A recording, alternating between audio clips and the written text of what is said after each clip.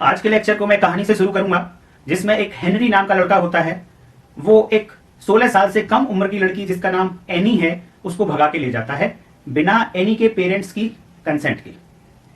और जब वो भगा के ले जा रहा था एनी को, तो एनी ने खुद बताया था कि उसकी उम्र 18 साल से ज्यादा है और देखने में भी एनी 18 साल से ज्यादा की उम्र की लग रही थी। तो हेनरी उसको भगा के ले गया। इस पर अब जब एनी के पेरेंट्स ने कंप्लेंट की, हेनरी को पकड़ा गया, उस पर जब केस चला तो हेनरी ने यह प्ली ली कोर्ट में कि मुझे नहीं पता था कि एनी की उम्र 16 साल से कम की है, क्योंकि एनी ने भी अपनी उम्र खुद मुझे 18 साल बताई और देखने में भी एनी 18 साल से ज्यादा उम्र की लग रही थी। तो मेरी इसमें कोई गलती नहीं है और इसलिए मुझे कोई सजा नहीं मिलनी चाहिए। तो ऐसे मैटर्स में क्या होता है, कोर्ट्स क्या करती हैं, किस तरीके से डिसीजन लेती हैं, मैं ऐसे ही एग्जांपल्स के साथ में आज आपको समझाऊंगा। और यह समझने से पहले समझना पड़ेगा स्ट्रिक्ट लायबिलिटी क्रिमिनल केसेस में क्या होती है। जैसा कि शब्द से ही, जैसा कि वर्ड से ही आपको पता चलता है स्ट्रिक्ट लायबिलिटी है। जनरल लायबिलिटी क्या होती है कि जनरल लायबिलिटी एक जनरल प्रिंसिपल पे बेस्ड है। जो पीछे की वीडियो में मैंने जो एलिमेंट्स ऑफ क्राइम पढ़ाए तो वहां पे एक मैक्सिम थी, एक्टस रियस नॉन फेसिटरियम निसी मेंसिटरिया, जिसका मीनिंग होता है केवल प्रोहिबिटेड एक्ट कर देना मात्र ही क्रिमिनल नहीं होता, कोई भी एक्ट तभी क्रिमिनल होगा जब वो क्रिमिनल माइंडसेट के साथ किया जाएगा। यही मीनिंग निकलता है ये मैक्सिम का। तो ये एक जनरल लायबिलिटी है कि कभी भी कोई प्रोसिक्यूशन, पुलिस किसी एक्यूज को पनिशमेंट दिलाना चाहती है तो उसको प्रूव करना होगा कि जिस एक्यूज के खिलाफ वो केस कर रहे हैं उसने जो एक्ट किया था, एक्ट करते समय उसका माइंड गिल्टी था, जिस गिल्टी माइंड को ही मेंसरिया कहा जाता है। और मेंसरिया के पीछे मेंसरिया के ऊपर मैंने एक कंप्लीट वीडियो बनाई है जिसका लिंक आई बटन में आपको मिल रहा है, आप वहां देख सकते हैं। तो स्ट्रिक्ट लायबिलिटी के कॉन्सेप्ट को समझने के लिए सबसे पहले मैं स्ट्रिक्ट लायबिलिटी का इंट्रोडक्शन, उसका मीनिंग, इंडिया में किस तरीके से इसको फॉलो किया जाता है, इंग्लिश लॉ में इसको किस तरीके से फॉलो किया जाता है, इंडियन केसेस क्या है स्ट्रिक्ट लायबिलिटी से रिलेटेड, इंग्लिश लॉज के केस क्या हैं, उनको मैं यहां पे डिस्कस करूंगा। वीडियो को आप लास्ट तक देखते रहना। तो पहले जब इंडियन पिनल कोड के आप सेक्शंस पढ़ते हैं, पिनल सेक्शंस पढ़ते हैं, तो वहां पर एक पर्टिकुलर टाइप का मेंसरिया प्रोसिक्यूशन को प्रूव करना होता है, क्योंकि वो पर्टिकुलर टाइप का मेंसरिया एक उस ऑफेंस का मेन इंग्रेडिएंट होता है। तो बिना मेंसरिया को प्रूव किए पनिशमेंट नहीं दिलाई जा सकती। लेकिन साथ के साथ आपको आईपीसी में और दूसरे स्पेशल लॉज और लोकल लॉज में आपको ऐसी सेक्शंस देखने को मिलेंगी जहां पर कोई भी पर्टिकुलर टाइप का मेंसरिया नहीं लिखा गया है। तो जिन जिन प्रोविजंस में कोई पर्टिकुलर टाइप का मेंसरिया नहीं लिखा गया होता, उन प्रोविजंस को कहा जाता है कि ये स्ट्रिक्ट लायबिलिटी प्रोविजंस है। स्ट्रिक्ट लायबिलिटी को मैं अगर ऐसे समझूं कि जिन केसेस में बिना मेंसरिया प्रूव किए पनिशमेंट दी जा सकती हो, वो सभी केस स्ट्रिक्ट लायबिलिटी केस कहलाते हैं। Means such provisions of law where accused person is held criminally liable even when he did any act without guilty intention, without mens rea. Such provisions are called strict liability provisions. Mens rea से related England में और India में different rule follow किया जाता है, India में कुछ और रूल फॉलो किया जाता है। पहले मैं आपको इंग्लैंड का रूल बताता हूं कि मेंस rea से रिलेटेड इंग्लैंड में क्या रूल फॉलो किया जाता है। इंग्लैंड में यह कहा जाता है कि proving mens rea is necessary unless and until it is expressly excluded from the statute or it is excluded by necessary implication. इसका मतलब यह है कि इंग्लैंड का लॉ यह कहता है कि जब तक किसी प्रोविजन में स्पेशली यह नहीं लिख दिया जाता कि यहां पर मेंसरिया प्रूव करने की जरूरत नहीं है, तो मेंसरिया उस कंडीशन में प्रूव करना ही पड़ेगा। केवल और केवल उन सिचुएशंस में छूट मिली है मेंसरिया प्रूव करने से जहां लॉ में स्पेसिफिकली लिख दिया जाता है कि अब यहां मेंसरिया प्रूव करने की जरूरत नहीं है। दूसरा तरीका, जब मेंसरिया नहीं लिखा हुआ है तो वहां पर एक नेसेसरी इंप्लीकेशन का रूल फॉलो किया जाता है। इस रूल को फॉलो करके पता लगाया जाता है कि मेंसरिया को प्रूव करना है या नहीं करना है। तो इंग्लैंड में यह भी चलता है कि नेसेसरी इंप्लीकेशन से यह ना निकल के आए कि मेंस rea को इस प्रोविजन में प्रूव करने की आवश्यकता नहीं है, तब तक मेंस्ट्रिया हर प्रोविजन में प्रूव करना पड़ेगा। यह है इंग्लैंड की थ्योरी। अब इंडियन थ्योरी क्या कहती है? इंडियन थ्योरी इसका उल्टा है। इंडिया में यह कहता है कि proving mens rea is not required unless it is expressly included और इंक्लूडेड बाय नेसेसरी इंप्लीकेशन।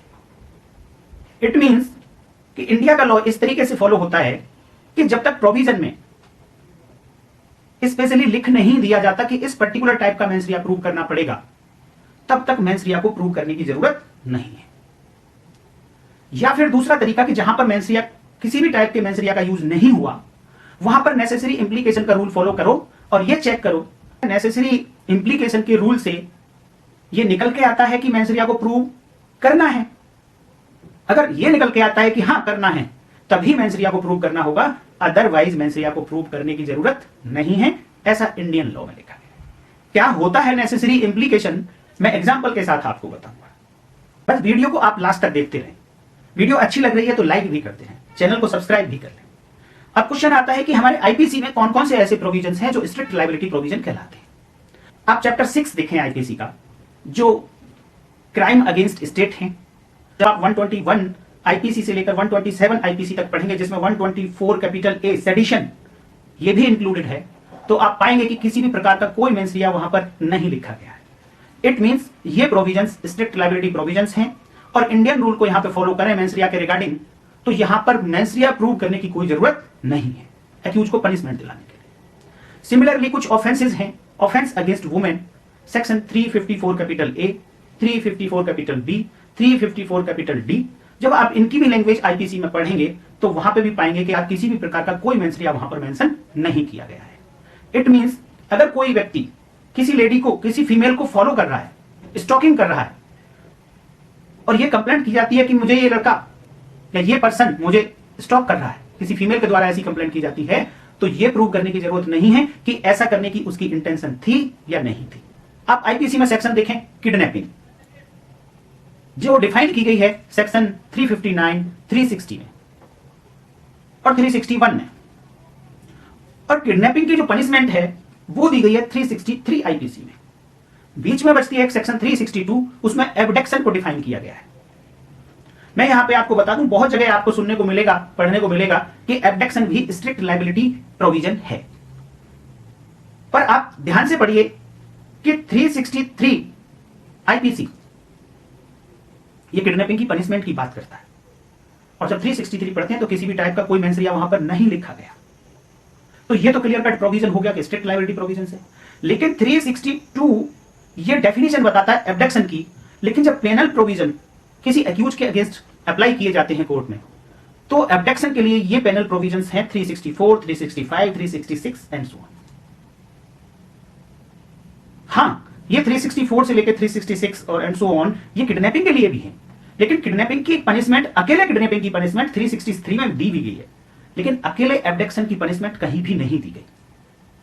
364, 65, 366 इनको आप पढ़ेंगे तो वो एबडक्शन जब किया गया तो वहां एबडक्शन करते समय एक्यूज की इंटेंशन क्या थी, वो पर्टिकुलर इंटेंशन जब तक आप प्रूव नहीं करेंगे एबडक्शन के पीछे, तब तक एबडक्शन में कभी पनिशमेंट नहीं मिलेगी। लेकिन किडनैपिंग में बिना कोई इंटेंशन प्रूव किए 363 आईपीसी में पनिशमेंट मिल जाएगी। तो इससे यह निकल के आता है कि एबडक्शन स्ट्रिक्ट लायबिलिटी प्रोविजन नहीं है, क्यों जब भी कोई एबडक्शन का पेनल प्रोविजन आप इन्वोक करेंगे तो वहां एक इंटेंशन, पर्टिकुलर इंटेंशन कि किस पर्पस के लिए उन्होंने एबडक्शन किया था वो प्रूव करना पड़ेगा। तो इसलिए आप कभी भी आगे से एबडक्शन सेक्शंस को स्ट्रिक्ट लायबिलिटी सेक्शन नहीं बताएंगे। इवन किडनैपिंग 364, 365, 366 इन सेक्शंस में किडनैपिंग भी साथ में इन्वॉल्व है। किडनैपिंग की गई, 364 को ले लें, किडनैपिंग या एबडक्शन मर्डर करने की नीयत से किया गया, किडनैपिंग या एबडक्शन किसी पर्सन को सीक्रेटली रॉन्गफुल कन्फाइन करने के लिए किया गया। 366 को ले लें, किडनैपिंग या एबडक्शन किसी फीमेल का किया गया इस नियत से कि इसकी शादी कराई जाएगी किसी से, या इसके साथ इलिसिट इंटरकोर्स किया जाए। तो इन सेक्शंस में एक स्पेसिफिक टाइप का मेंस्ट्रिया है। तो आप जानते हैं नेसेसरी इंप्लीकेशन क्या था। पहली बात तो आप ये ध्यान रख लें कि नेसेसरी इंप्लीकेशन केवल और केवल वहां पे अप्लाई किया जाएगा जहां एक्सप्रेसली कोई भी किसी भी टाइप का मेंस्ट्रिया मेंशन नहीं किया गया प्रोविजन। अगर किसी प्रोविजन में पर्टिकुलर मेंस यूज कर दिया गया है तो वहां पर ना तो स्ट्रिक्ट लायबिलिटी केस है और ना वहां पर नेसेसरी इंप्लीकेशन का रूल फॉलो किया जाएगा। नेसेसरी इंप्लीकेशन का रूल केवल और केवल वही फॉलो किया जाएगा जहां पर एक्सप्रेसली मेंस को मेंशन नहीं किया गया। तो किस तरीके से किया जाता है नेसेसरी इंप्लीकेशन को, उसके लिए चेक करना होता है कि जिस स्टैट्यूट का प्रोविजन हम इन्वोक कर रहे हैं उस स्टैट्यूट का पर्पज क्या है। सबसे पहले वो पर्पज देखा जाएगा और फिर चेक करेंगे कि मेंस के प्रूव करने से वो पर्पज बेटर सर्व होता है या मेंस के नहीं प्रूव करने से वो बेटर पर्पज सर्व होता है।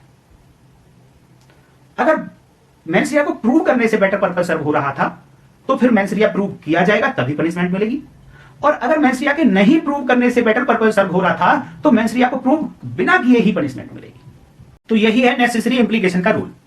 नेसेसरी इंप्लीकेशन को समझने के लिए 3 इंडियन केस मैं आपको बताऊंगा और 2 इंग्लिश केस आपको बताऊंगा। इन केसेस को समझने के बाद strict liability and necessary implication दोनों रूल आपको बहुत अच्छे से समझ आ जाएंगे। लास्ट तक देखते रहना।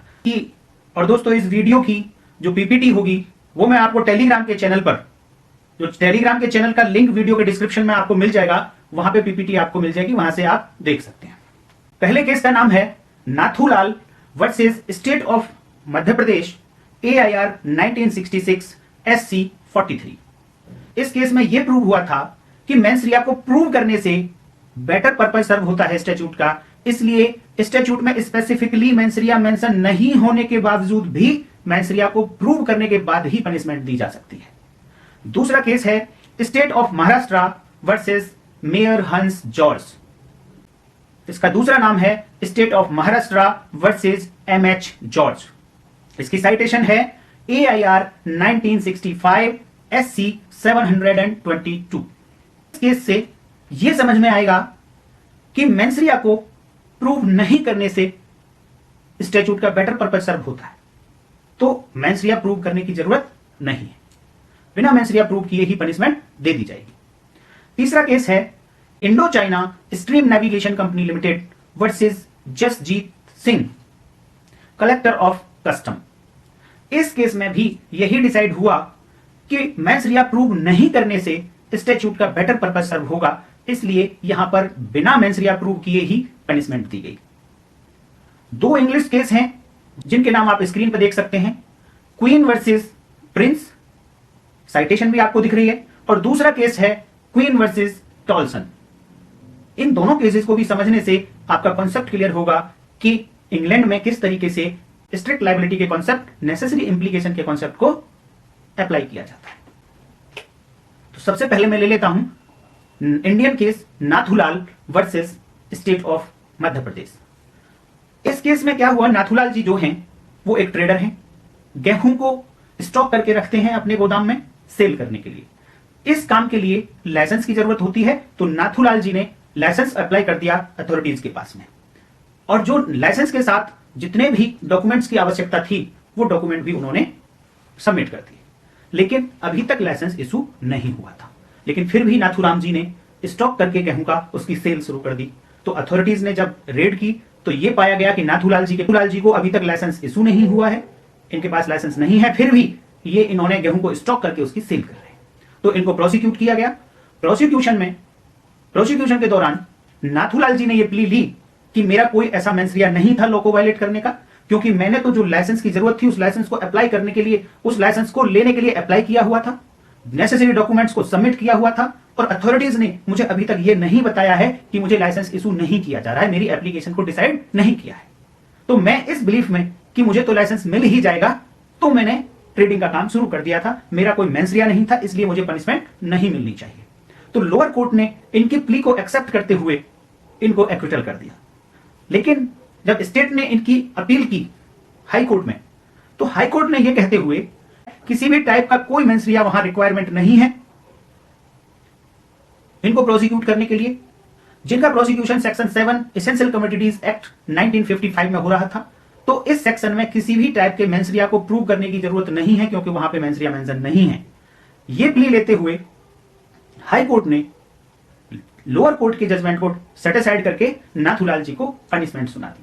तो नाथूलाल जी इस जजमेंट के अगेंस्ट सुप्रीम कोर्ट गए और वहां पे फिर से वही पुरानी वाली अपील को उन्होंने एजिटेट किया, तो सुप्रीम कोर्ट ने इनकी प्ली को एक्सेप्ट करते हुए यह कहा कि यहां पे नेसेसरी इंप्लीकेशन का रूल फॉलो करना पड़ेगा और चेक करना पड़ेगा कि इस प्रोविजन में मेंस्ट्रुआ को प्रूव करने से ही स्टैट्यूट का बेटर पर्पस सर्व होता है। इसलिए जो नाथूलाल जी की प्ली है वो ठीक है, उनका कोई मेंस्ट्रुआ था नहीं, इसलिए हाई कोर्ट के जजमेंट को सेटिस्फाइड करके और लोअर कोर्ट की जजमेंट को अपहेल्ड कर दिया। इसी तरीके से दूसरा केस है state of Maharashtra versus mayor हंस जॉर्ज। इसमें जो मेयर हंस जॉर्ज हैं, जिनका नाम शॉर्ट में एमएच जॉर्ज भी है, ये 27 नवंबर 1962 को स्विट्जरलैंड के सिटी ज्यूरिच से फिलीपींस के एक सिटी मनीला जाना था, इनको वाया बॉम्बे जाना था। स्विट्जरलैंड का ये रूल था कि जो लगेज में गोल्ड रखा जाएगा उसको डिक्लेयर करना है, जो अपनी बॉडी पे पहन के जा रहा है पैसेंजर, उस गोल्ड को डिक्लेयर करने की जरूरत नहीं है। तो एमएच जॉर्ज ने इसका फायदा उठाया, एक ऐसी जैकेट बनवाई जिसमें कई सारी पॉकेट्स थी और उन पॉकेट्स में गोल्ड 34 केजी गोल्ड डाल के वो फ्लाइट में बैठ गए। क्योंकि फ्लाइट वाया बॉम्बे जानी थी, तो 28 नवंबर 1962 को बॉम्बे में फ्लाइट लैंड हुई। तो जो बॉम्बे की कस्टम अथॉरिटीज थी उनको कोई सीक्रेट इंफॉर्मेशन मिली, तो सीक्रेट इंफॉर्मेशन पर कस्टम अथॉरिटीज ने फ्लाइट को सर्च किया। जब फ्लाइट को सर्च किया तो मिस्टर एमएच जॉर्ज के पास से 34 गोल्ड उनकी जैकेट से रिकवरी हो गई। तो इनको प्रोसिक्यूट किया गया फेरा के अंदर। फेरा का पर्पज ये है, कोई भी पर्सन बिना कस्टम ड्यूटी पे किए कोई भी प्रोहिबिटेड आर्टिकल इंडिया के अंदर ना लेके आए। तो यहां पे गोल्ड को बिना डिक्लेयर किए, बिना कस्टम ड्यूटी पे किए एमएच जॉर्ज मुंबई के एयरपोर्ट पर लेके आए थे। हालांकि इनको इंडिया में नहीं आना था, ये मैंने पहले ही बताया, इनको जाना था मनीला फिलीपींस, लेकिन फिर भी हमारी कस्टम डिपार्टमेंट ने इनको प्रोसिक्यूट किया फेरा के अंदर। और जब इनका ट्रायल कोर्ट में ट्रायल चला तो ट्रायल कोर्ट ने इनको पनिशमेंट सुनाई और यह माना कि इन्होंने ऑफेंस किया है। तो ट्रायल कोर्ट ने स्ट्रिक्ट लायबिलिटी प्रोविजन मानते हुए एमएच जॉर्ज को पनिशमेंट सुनाई।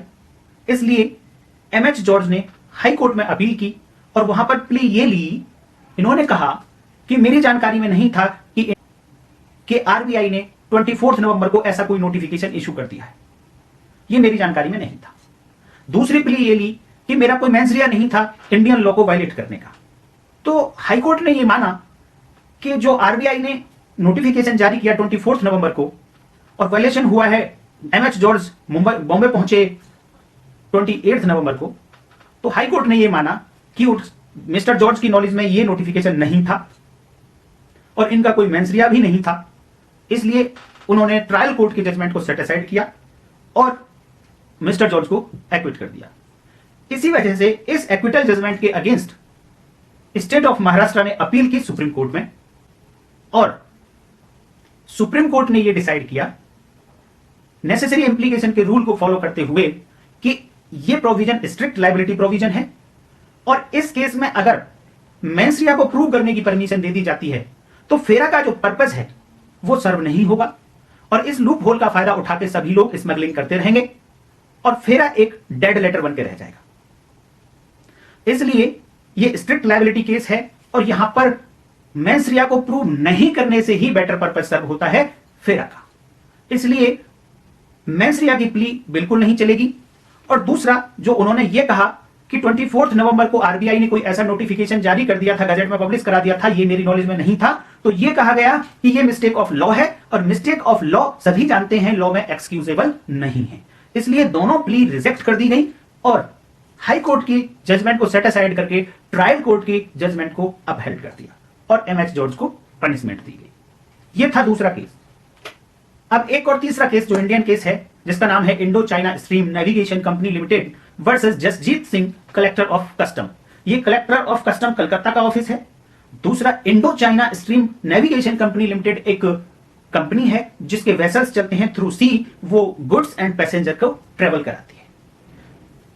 जब इनका वेसल कलकत्ता पोर्ट पर आया तो कस्टम अथॉरिटीज को एक सीक्रेट इंफॉर्मेशन होने के कारण उन्होंने इसकी तलाशी ली और तलाशी में यह पाया कि शिप के अंदर एक बॉक्स बना हुआ है, उस बॉक्स में गोल्ड भरा हुआ है और ऊपर से वो बॉक्स कवर है और सेम पेंट से पेंट हुआ है जिससे शिप पेंट हो रखा था। इस गोल्ड को डिक्लेयर नहीं किया गया था, कस्टम ड्यूटी इस गोल्ड की पे नहीं की गई थी, तो कस्टम डिपार्टमेंट ने इस कंपनी को प्रोसिक्यूट किया। तो इस कंपनी की प्ली ये थी कि भाई हमारी नॉलेज में नहीं था कि ऐसा कोई गोल्ड यहां पे रखा हुआ है, ना हमारी इंटेंशन थी इस गोल्ड को यहां लाने की, तो हमारा कोई मेंस्ट्रुआ नहीं था, तो हमें पनिशमेंट नहीं मिलनी चाहिए। लेकिन कोर्ट्स ने ये डिसाइड किया, सुप्रीम कोर्ट तक ने ये डिसाइड किया कि ये स्ट्रिक्ट लाइबिलिटी मैटर है। यहां पर किसी भी प्रकार का कोई मेंस रिया लॉ में नहीं लिखा गया और नेसेसरी इंप्लीकेशन के रूल को फॉलो करते हुए भी मेंस रिया को प्रूव नहीं करने से ही स्टैट्यूट का बेटर पर्पस सर्व होगा। इसलिए यहां पर मेंस रिया कोई प्ली नहीं हो सकता।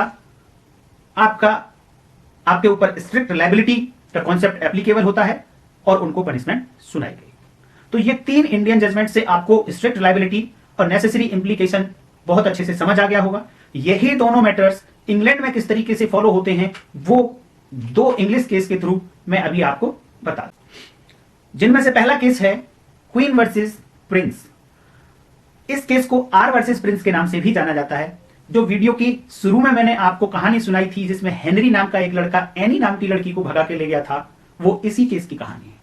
यहां पे जो हेनरी है उसका पूरा नाम है हेनरी प्रिंस, उसी से यहां पे आया है क्वीन वर्सेस प्रिंस। तो इसमें एनी वो लड़की है जिसने अपनी उम्र हेनरी को 18 साल बताई थी और अपनी मर्जी से हेनरी के साथ भाग गई थी, बट एनी के पेरेंट्स की उसमें कंसेंट नहीं थी। और जब हेनरी प्रिंस को प्रोसिक्यूट किया गया तो ट्रायल कोर्ट ने यह डिसाइड करते हुए कि ये एक माइनर गर्ल के राइट्स को प्रोटेक्ट करने के लिए प्रोविजन बनाया गया है, माइनर गर्ल्स के पेरेंट्स के राइट्स को प्रोटेक्ट करने के लिए प्रोविजन बनाया गया है और इस प्रोविजन में कहीं भी मेंस रिया यूज नहीं हुआ है और स्ट्रिक्ट लाइबिलिटी मैटर है। इसलिए हेनरी की यह प्ली कि उसकी नॉलेज में नहीं था कि एनी 16 साल से कम की है, जबकि एनी ने खुद ही बताया था कि वो 18 साल से ज्यादा की है और फिजिकल अपीयरेंस से भी एनी 18 साल से ज्यादा की लग रही थी। ट्रायल कोर्ट और हाउस ऑफ लॉर्ड्स दोनों ने यह माना कि यहां पर मेंस रिया प्रूव करने से स्टैट्यूट का बेटर पर्पस सर्व नहीं होगा। इसलिए कोई मेंस रिया आपको पता था नहीं पता था, आपकी स्ट्रिक्ट लाइबिलिटी थी आपके ऊपर कि आपको और अच्छी ड्यू केयर एंड अटेंशन के साथ इसकी एज को पता करना था कि ये कितने साल की है, देन तब इसको आप लेके जा सकते थे, क्योंकि ये माइनर है, ये इसकी कंसेंट नहीं मानी जाएगी। तो यहां पर हेनरी प्रिंस को पनिशमेंट सुनाई गई। इसके उल्टा एक दूसरा इंग्लिश केस है क्वीन वर्सेस टॉल्सन। इसमें क्या हुआ, एक मिस्टर टॉल्सन है जिनकी वाइफ है मिसेस टॉल्सन, ये उनके ऊपर केस चलाया गया। इसमें जो मिस्टर टॉल्सन है शादी के कुछ दिन बाद ही मिसेस टॉल्सन को छोड़कर चले गए। जब मिसेस टॉल्सन ने इंक्वायरी की, जो इंक्वायरी मिस्टर टॉल्सन के बड़े भाई, मिस्टर टॉल्सन के पिताजी, आसपास और लोगों से जब सबसे इंक्वायरी की मिसेस टॉल्सन ने, तो उनको यह पता चला कि मिस्टर टॉल्सन एक शिप से अमेरिका जा रहे थे और वो लॉस्ट हो गया है। फिर भी मिसेस टॉल्सन ने 6 साल तक मिस्टर टॉल्सन का वेट किया, लेकिन 6 साल तक जब मिस्टर टॉल्सन लौट कर नहीं आए तो मिसेस टॉल्सन ने सोचा कि अब वो विडो हो गई हैं, इसलिए उनको दूसरी शादी कर लेनी चाहिए। तो उन्होंने 6 साल बाद दूसरी शादी कर ली। लेकिन संयोग से मिस्टर टॉल्सन इस दूसरी शादी के 1 महीने बाद ही अमेरिका से वापस इंग्लैंड आ गए और जब आकर देखा उन्होंने कि मिसेस टॉल्सन ने तो दूसरी शादी कर ली है, तो मिस्टर टॉल्सन ने मिसेस टॉल्सन के ऊपर बाइगैमी का केस कर दिया। और जब यह केस ट्रायल हुआ तो फाइनली यह डिसाइड हुआ कि यहां पर मेंस रिया प्रूव करने से ही स्टैट्यूट का बेटर पर्पस सर्व होता है, नेसेसरी इंप्लीकेशन के रूल को फॉलो करते हुए, क्योंकि मिसेस टॉल्सन ने 6 साल तक वेट किया, प्रॉपर इंक्वायरी की, इवन मिस्टर टॉल्सन के एल्डर ब्रदर एंड फादर से भी की। जब उनको यह बिलीफ हो गया कि अब वो विडो हैं, देन उन्होंने दूसरी शादी की। तो यहां उनका मेंस रिया नहीं था, तो इस केस में बिना मेंस रिया के इनको पनिशमेंट नहीं दी जा सकती। तो हाउस ऑफ लॉर्ड्स ने, तो ट्रायल कोर्ट ने पनिशमेंट दी थी मिसेस टॉल्सन को, उसे सेटिसाइड किया और यह कहा कि यहां पर मेंस रिया प्रूव करना बहुत जरूरी है बाइगैमी के केस में, इसलिए और क्योंकि मिसेस टॉल्सन का कोई मेंस रिया था नहीं, तो इसलिए उनको एक्विट कर दिया गया। तो यह था all about criminal liability cases के साथ में। उम्मीद करता हूं आपको कंप्लीट कॉन्सेप्ट समझ आ गया होगा। वीडियो अच्छी लगी होगी, लाइक करना, वीडियो को शेयर करना, चैनल को सब्सक्राइब कर लेना। नेक्स्ट टॉपिक के साथ फिर मिलेंगे, तब तक के लिए जय हिंद।